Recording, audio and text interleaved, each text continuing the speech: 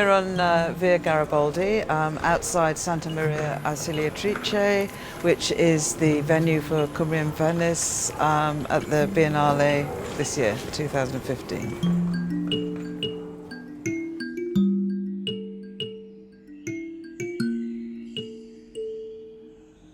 The themes really are about kind of temporality, mortality, and our kind of human relationship with our environment and the natural world. And I've been for the last year working in a beech wood very close to my home in Wales, near Raglan. I was already making photographs of the brands and marks that woodcutters make in order to identify the trees they're going to fell.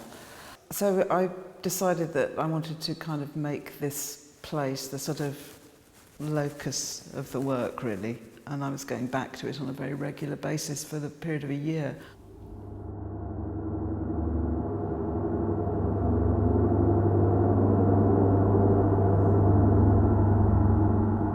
The first work in the show is a projection. We deliberately didn't call it a film or a video. It's called Company of Trees. There are two films involved, one of the figure circling around a single tree, and the rest is filmed of the landscape and the beechwood over the period of a whole year.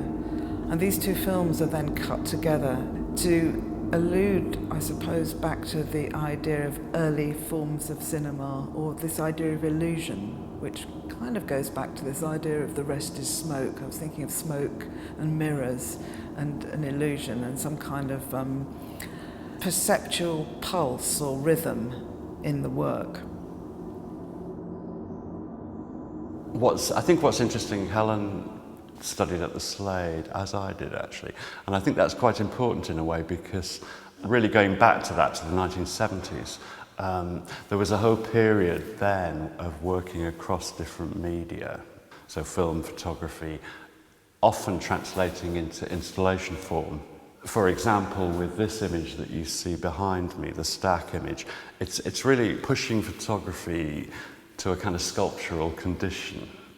So she's not a photographer, she's a fine artist, and she feels she has the freedom to manipulate media and make it fulfill her intentions, really. It's a composite photograph. It's made up of probably over 50 or 60 photographs. So it's not a panoramic view. It's not something you would ever see like this from one particular viewpoint. My decision to print it directly onto aluminium was very much tied up with the idea of the chainsaw, and that you can actually see in the detail of the photograph where the blade has cut the trees. And so this metal refers back to the chainsaw, which actually is included in the sound which occasionally drifts through from the projection piece. So in some ways, in a formal way, it's about reinstating this horizontal back into a vertical position, but it also kind of refers back to the very fast cutting of the film in the first space.